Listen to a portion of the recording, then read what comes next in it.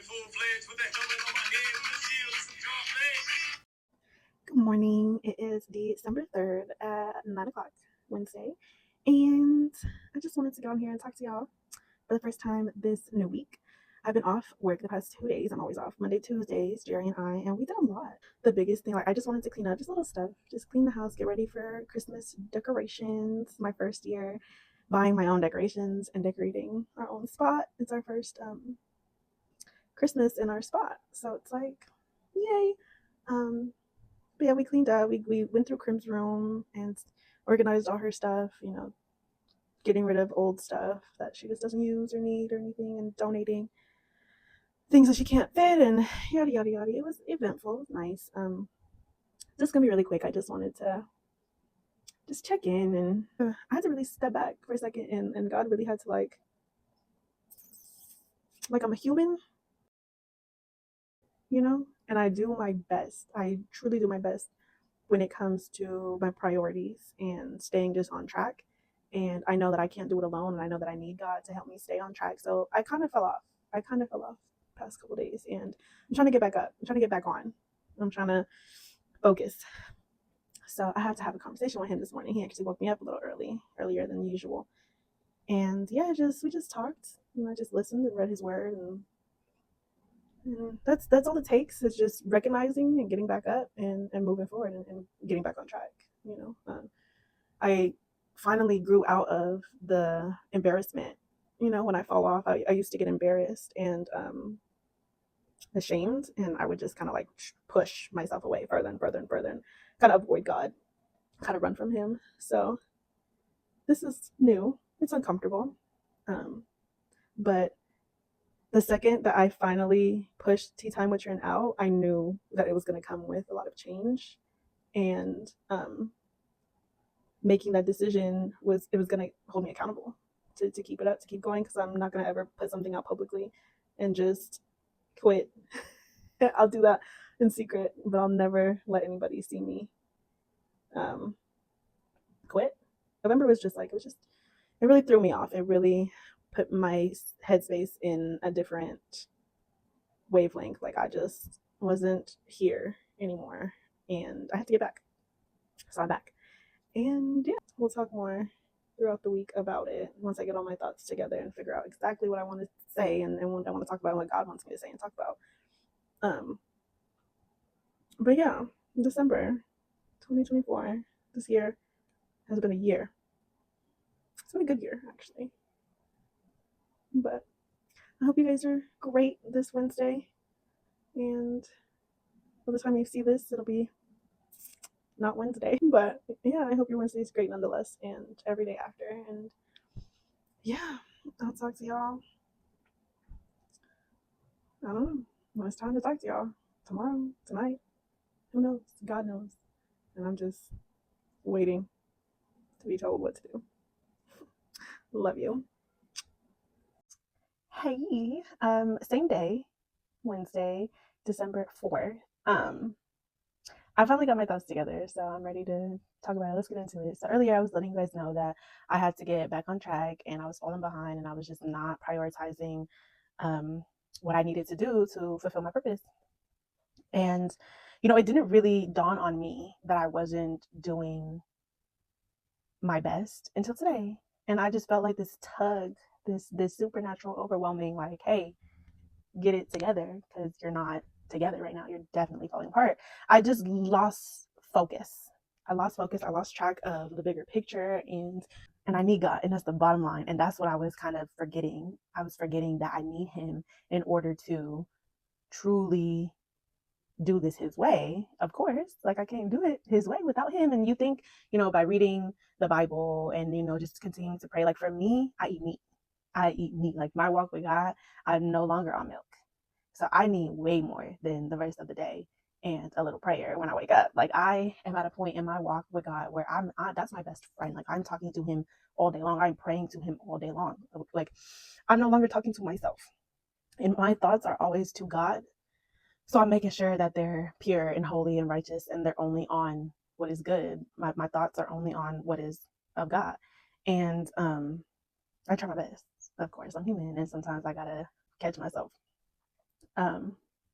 But yeah, I was losing focus. I was losing sight of the bigger picture, and my spirit started to dim. It started to dim because I was doing the bare minimum, and I need more.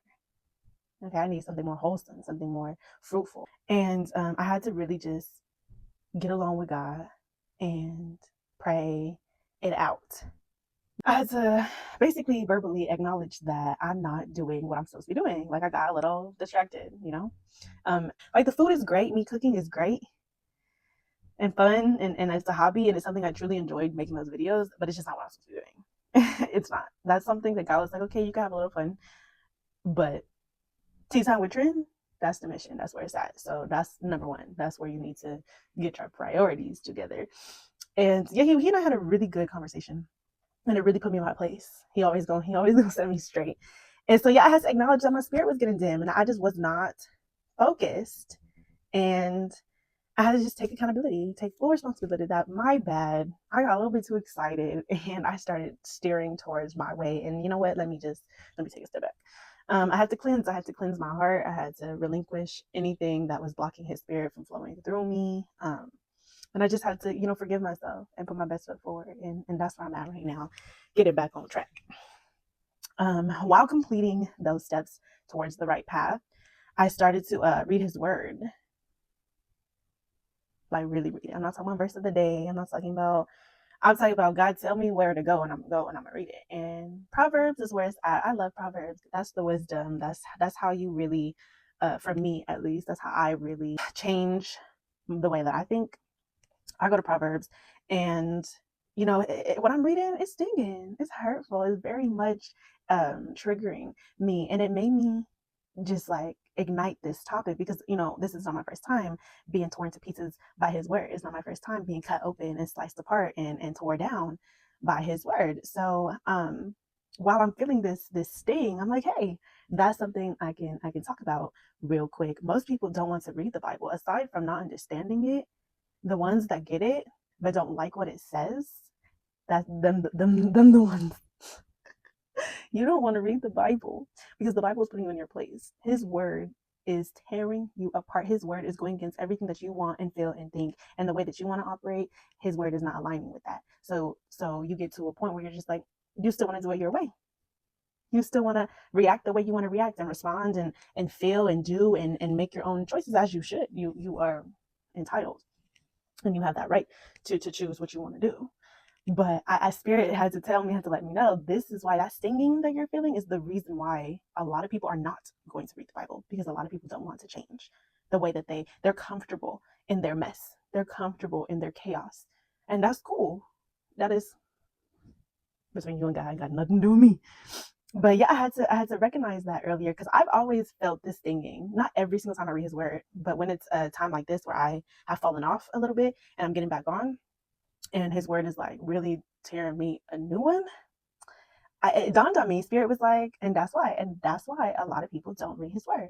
They read it and then it's just like, nah, it's too painful. It doesn't feel good. It's very uncomfortable to get put in your place. It's very uncomfortable to get told what you don't want to hear, that you're doing things the wrong way, that you're responding the wrong way, that you're not abiding by God. It's a hard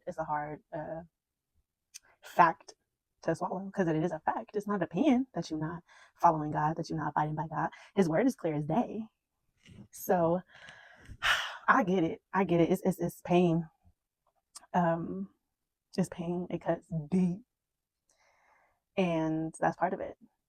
If you want to get to the other side, if you want to be more Christ-like, if you want to shed flesh, if you want to be more in tune with spirit, if you want to be one with God, if you want to love God the way he intends, if you want that intimate relationship with him, it's going to take some shedding, and it's going to be painful.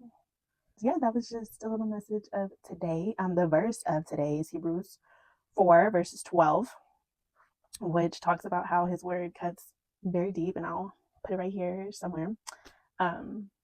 Yeah, so just I've been there. I was there before I got to a point where I was just like, okay, I need God. I did not like what his word was saying, so I would avoid it at all costs and continue to choose me and to choose what I wanted to do and how I wanted to do, and led me here. So thank you, Jesus. Moral of the story: regardless of what you want to do and how you want to operate, if it is your purpose in life to be used by him, you'll eventually gonna come around. You're gonna have no other choice. You'll have choices, you'll make choices, they'll be your own. And every single decision you make will lead to destruction. And then you won't have much of a choice, for real. I mean, you can continue to still choose destruction, and then eventually that will lead to death, and or you can choose God and have life more abundantly.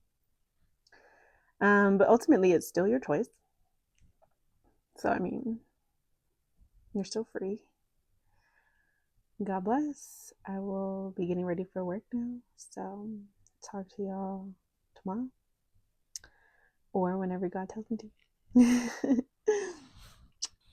It is Friday, December 6th at 9:34 p.m. I do have to go to work in about an hour. But I just wanted to share a little something personal, and just get a little vulnerable with you guys, as I have not been able to do so, and I have this huge vendetta against crying on camera, and just it seems like I cannot talk about my grief and my mom and all of that without crying. So I haven't talked about it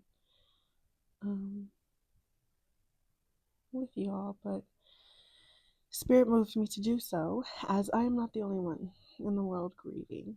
So the biggest thing that's been just like circulating in my mind is how grief is so lonely, and I just feel so alone in my grief. And for the longest time, I just wanted somebody else to be in it with me and to understand it with me, and I just had to come to the conclusion that it's not meant for anybody else to understand, and for anybody else to get, and for anyone else to deal with me. My brother is the closest one who can get it, as that was his mom as well. But even with that, us having different relationships with her, you can only understand so much. So even though I have my family and my friends' love and support, I'm still very much alone. In my grief, it's just me and God, and that's what it's supposed to be. Everyone kept telling me that it gets easier, and I feel like I want to say I'm getting used to it, but sometimes I'm not. Sometimes I'm still very confused and shocked and mind blown and in disbelief that she's really not here. I got all my tears out before filming, so I think I'm good. I think I can talk about it without crying. My mom and I didn't have the greatest relationship, and that doesn't mean I loved her any less. It just means we didn't vibe. We didn't get along. She knew that, and I knew that, and we knew that, and we were actively working towards a better dynamic. But her health was obviously a priority, and we just didn't have the time to sit and talk. So it kind of resorted to just sobbing and just forgiving without a conversation, forgiving without understanding, just blatant forgiveness and love and appreciation for one another. And that was very emotional. It was one of our last conversations. It was just a mutual understanding. No conversation really needed to be had. I just woke up one morning. God told me to go talk to her while I still can get a response. And we went to the hospital, and I got to talk to her, and I got to just forgive and then be forgiven, and we got to just deal with that the best way we could deal with it. And it was just to love each other. And just know that no matter what we went through, we loved each other as best as we could. And I know that there's somebody else out there grieving. I know the holidays are the hardest time of the year for us folks who lost someone. So even though we are alone in our grief, we're alone together. And God's got us, and we're going to be okay. 2024 was about navigating life without her. We'll see what 2025 has in store. Love you guys. Hi, I am actively at work, and it is technically my Friday. I am ending this week's vlog just with some grace, with a little bit of grace, just give yourself some grace, just cut yourself some slack. That's what I'm learning personally, just take it easy and not be so damn hard on myself. So if you feel like you're stuck in the same rut of just putting yourself down, trying to be my biggest supporter. And yeah, I can't wait to see that transition fully as I start to refocus and get back on track. Just learning to show myself some grace. So if anybody else has fallen off and they're in their refocusing phase, cut yourself some slack, and you're loved. And yeah, the talks that God and I had this week, they were very necessary for my growth. I'm not in my avoidant era, in my fearful era, and it feels good to take a leap of faith and to just be uncomfortable. As weird as that sounds, it feels good. The aftermath, at least. But yeah, just wanted to get on here and say I love you guys, and I hope that you all are, just taking life one day at a time. And I hope that you're all genuinely happy and at peace, or at least striving to be. And I really want to hear what you guys got going on, whatever you're comfortable sharing. Any ways that God has moved you this week, I would love to hear about it. Yeah, love you. You believe us, you better beware. The enemy is riding, get out of your chair. The call is her brothers and sisters of warfare. Step to this battlefield on a bear.